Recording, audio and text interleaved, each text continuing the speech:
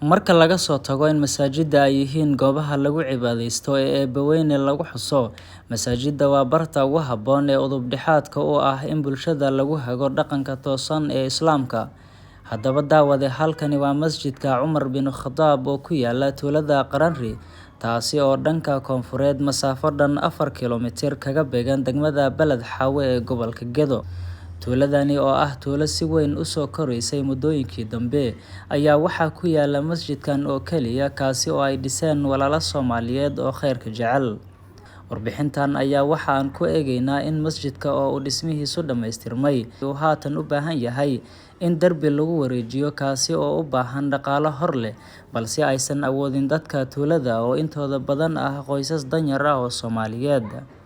Haddaba qaar ka mid ah culimada ugu magaca dheer degmada oo booqday tuulada ayaa walaalaha muslimiinta gaar ahaan Soomaalida khayrka jecel ka codsaday in dhismaha darbiga oo haatanba bilowday la soo dhammaystiro. walaalayaal awalan ilaahay aan ka cabsoono intaa kadib hadda weeye maanta taariikhduna ay tahay 14 bishii 8 2022 waxaan joognaa tuulada Qaranri oo ka tirsan tuulooyinka degmada Balad Xaawe gobolka Gedo Soomaaliya.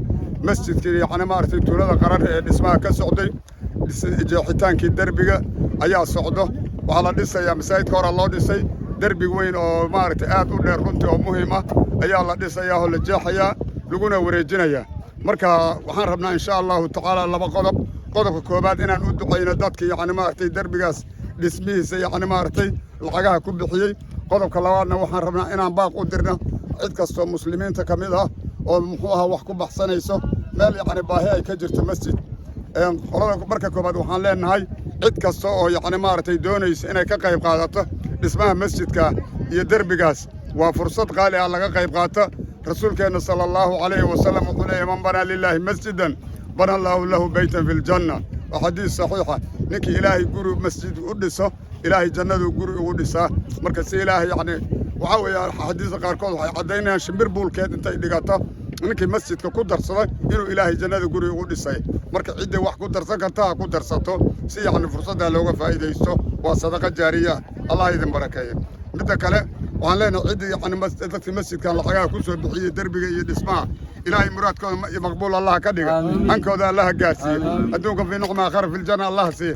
cid kastoo masaajidka ka qayb qaadatay ilaahay muraadkooda maqbuul allah ka dhiga naftooda iyo maalkooda iyo awlaadooda iyo ehelkooda ilaahay ha xifdiyo ilaahayna ha barakeeyo awlaadooda faracooda farac diineed allah ka dhiga maalkooda meeshay ka soo bixiyeen allah ha buuxiyo ilaahay muraadkooda maqbuul allah ka dhiga cafiyo caafimaad cimri dheer cibaado suuban allah siiyo ehelkoodana ha la qabeena.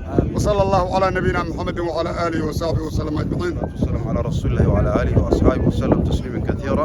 أما بعد waxaanu halkan fariin ugu diraynaa maanta oo axad ah taariikhda 14 ay tahay bishii 2022 waxaan joognaa tuulada Qaranri oo ka mid ah ama hoosta timaado degmada Balad Xaawo. sida idin muuqato indhiina hayaan hawl culus ba halkan ka socoto.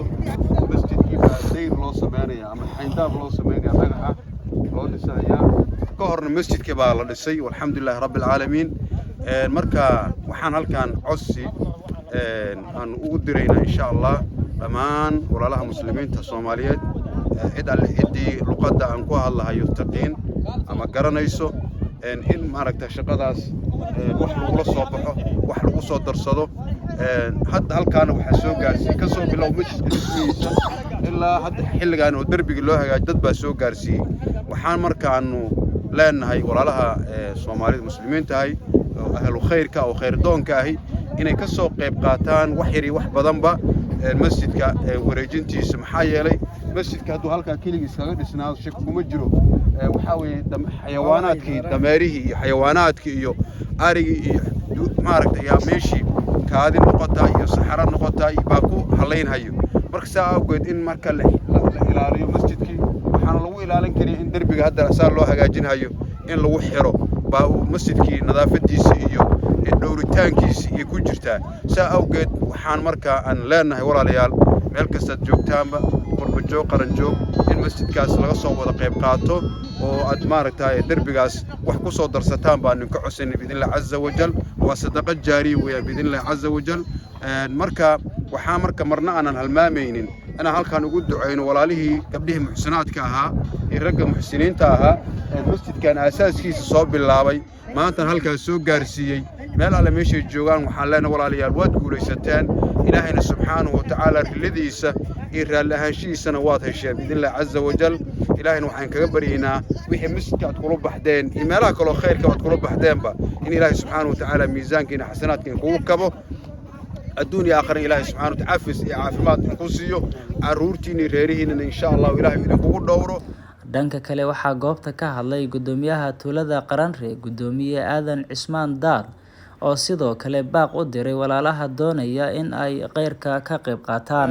aniga horta waxaan ahay jiifka tuulada waxaan la yiraahdaa Aadan Cismaan Daad dhammaan talada macal culimada macal caamo dhammaan talada waxaan u duceynaa dadka la baxay dhaqaalahaas ajri xasan Allah ka siiyo waxay rabaan ay ku doonaan Allah siiyo inta kadib aradana abaar baa ka jiro baa ka jiro waxaan codsanaynaa masjidka in la dhameystiro madrasada waa loo baahan yahay tabarna u laanahay meeshan bulsho badan baa ku nool waxaan codsanaynaa in sadaqada la badiyo cid wax ku tiri karta meeshan arrin baa la yiraahdaa bulsho badan baa degan waxa tabar baan u weynay madrasada tabar baan u weynay waxaan codsanaynaa in la soo caawiyo. Assalaamu calaykum waraxmatullaahi wabarakaatuh. haddaba daawadee lambarada iyo akoonnada masjidka waxaad ka daalacan kartaa shaashadda waxaadna ogaataa wixii aad maanta la baxdo in berri aad abaalmarintooda ka heli doontid allaha weyn ee irsaaqda bixiyo. Maxamuud Filibiin, Balad Xawo.